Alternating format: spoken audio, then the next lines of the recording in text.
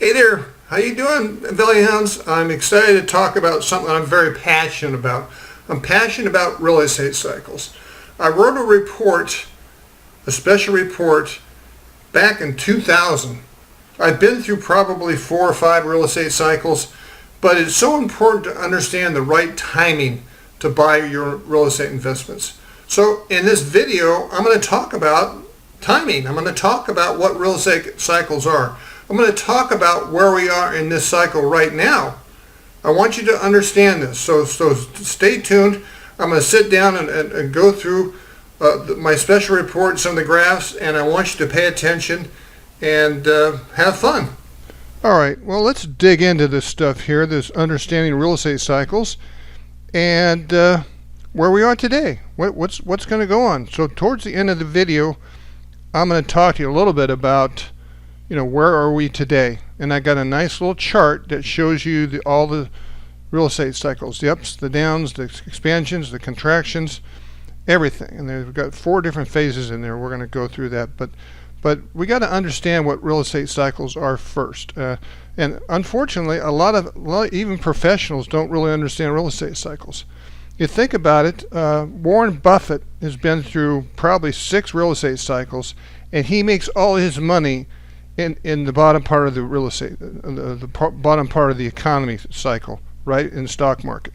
He didn't really invest in real estate much, but you got to understand what real estate cycles are, and I'm hoping that you pay attention and you get engaged and participate, and let's see if we can get this subject across to you, because it's such an important subject that you need to understand real estate cycles. So let's talk about the core of real estate cycles, right? Even business cycles, they go through this period of contraction and expansion. It's really supply and demand. It overlays supply and demand. So if you look on the left side over here, right there, you'll see that we're starting to go up, right? We're in an up cycle right there. But we got this right here. We meet demand with contraction, right? And so the reason that it keeps going farther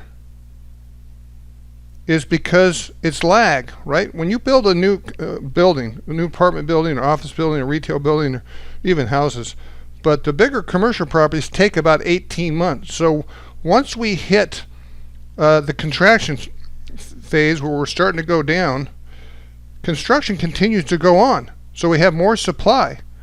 And obviously you can see the red line coming down here, right? That's the demand. So we get down to the inflection point right here where the economy starts to pick back up again, and we start to expand, and we start to experience more demand. And the same thing happens, right? You see the same thing happens. There's this lag. So they stop building. Now they need to start building because we got expansion going on. So there's a lag there, and that's an opportunity. So we go through the expansion phase right here, and we hit the demand phase, and we go through the same process again. But it really comes down to supply and demand. That's the 2 things that I want to point out to you. It's supply and demand, and how it affects during the contraction and expansion phase. So this graph is in a report that I wrote about real estate cycles, and I'm going to offer that up to you during this call and point you to where you can get it. So let's dig into this. Could be anything, right? This is the supply, and it's contracting, right? So we have supply that's starting to go down, right? So this is how it kind of works. I want you to think about absorption, right? Positive and negative absorption. Positive absorption is when you're absorbing more space than you're building units. And just the opposite, the negative absorptions is when you're building too much space and you don't have enough demand for it. So let's go through this example right here. This is actually a video I did on Value Hunt Academy, so you can go get more details on that. But I wanted to show this because this is part of the real estate cycles. So let's say we had new inventory of 5,000. But we started with 80,000 units. This is our existing inventory for the year. Let's just, whatever year you want to call it, let's call it a year. So we start with 80,000 units. We have supply, new units coming online, builders building new units of 5,000 units. So if you go down here and you look at the 80,000 we started with, and we had 5 come in, but we rented out the demand, we rented out 25,000 units. Right, 25,000 units. So that hit the supply, right? So we got to subtract 25,000 units, and our supply went from 80,000 units down to 60,000 units.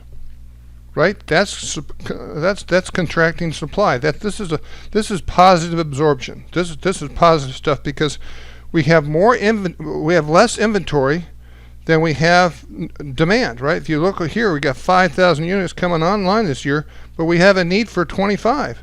So that's going to reduce our supply right here by that amount, right? 25 minus 5, actually, it's 20,000 units. So that's a contracting supply. And that's a good thing. We're looking for this type of setup. We're looking for positive absorption where there's more demand than there is new units being built. When I first came to Phoenix, years and years ago, back in 91, 92 range, they were building, they were supplying 2,000 units.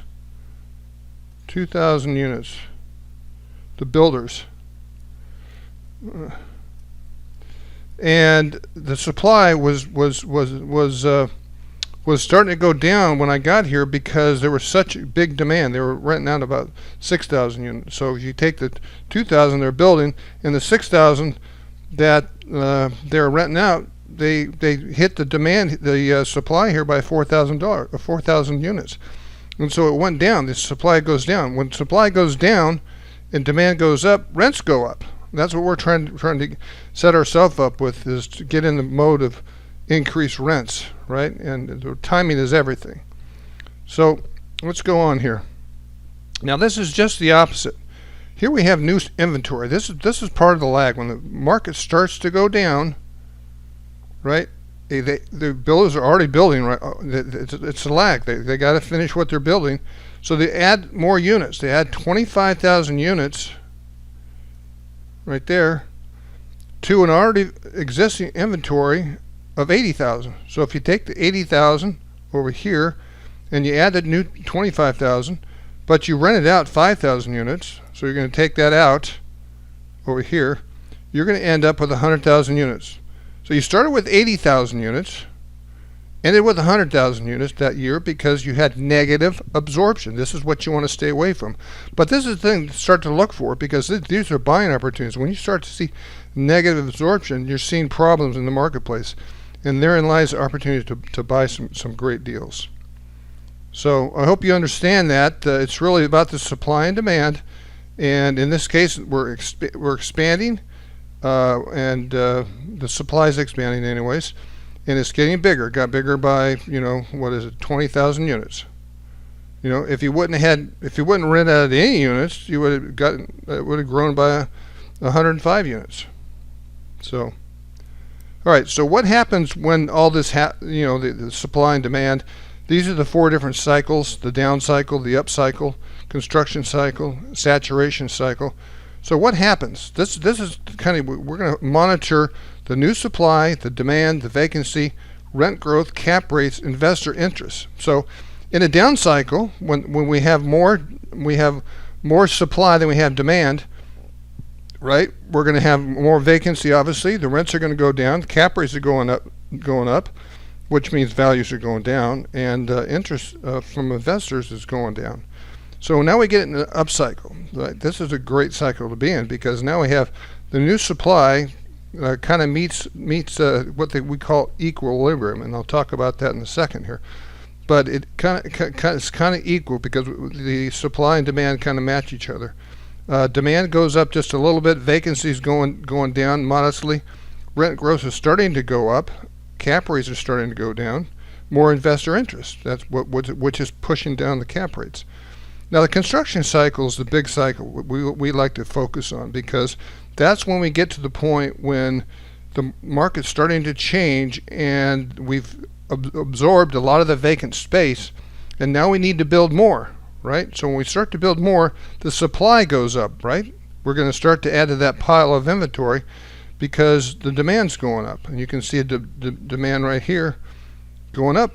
That's going to push in construction. Vacancy's starting to go down, rents are going up, cap rates are going down.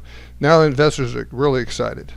So the saturation cycle is when we have, too much supply, demand starting to fall. This is the saturation phase, which we'll talk about right before the down cycle. And vacancy starts to modestly go up. Rents you can see the market starting to turn, right? That starts to turn right there. So this is what happens to these different functions within rental income properties, as far as demand and rent growth and cap rates and so forth, when you're in different cycles. Okay? Here's the big picture, what I was just talking about. So you have the new construction. This is new construction right here. We have the market saturation going down. We got the down cycle, and we got the absorption cycle. We get back to equilibrium, which means we have demand and supply meeting each other. The new units coming online are matching what's the demand is, and that's equilibrium. And then we get to this where we start to go here. That's the new construction. That's this right here. So this is the real estate cycle right here. That's the cycle, and to go through these 4 different functions, and different things happen in different functions. So I want to spend a second going through that. But before that, I want to show you how this works. In the first graph I showed you, that the expansion phase is on the new construction cycle, right? We start to contract because we get overbuilt. We have too much building going on, not enough demand. Prices are going down, construction decreases. We get to the point where a down cycle, where we right here, where we basically have almost no new construction, and we're trying to absorb some of the vacant space we have. But this is the cycle I want you to take a look at, because this is the time to get aware of what's going on. Because once you get in the down cycle, the prices start to go down, we get great deals, and we get in the absorption cycle where the economy is starting to grow again, starting to recover, and it's starting to grow, and that growth pushes up rents, pushes up demand, pushes up the need for more space, more rental units. So the construction starts to kick in right here. But it doesn't kick in until rents get to a certain point, because construction's got to be able to handle the new construction. The rent's got to make sense, right? So that's a big part of that. So let's talk about the new construction cycle. In the new construction cycle, you're seeing building starts, land sales become active, reduced concessions. We got rent increases. The capital markets are get healthy. We get into the market saturation cycle, where we're starting to go down. We have too much overbuilding, increased supply, demand goes down, prices go down, vacancy goes up, rents become flat and drop, bank loans start to default, right? And you get in the down cycle, which is the buildings down, foreclosures go up, real estate financing stalls, property values decrease. These are all things that happen in each one of these cycles, these four cycles, right? So absorption cycle is the one we want to be in, locked in, buying properties, both hands, because we have positive absorption. The cycle starts to change. We have the economy starts to get better. We have reduced vacancy. Rents are going up. Cap rates are going down. Investors are getting more excited.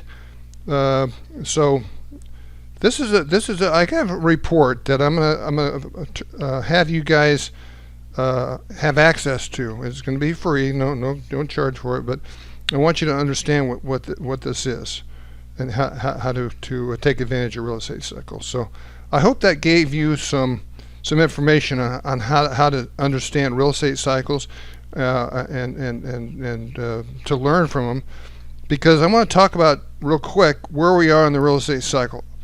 Right?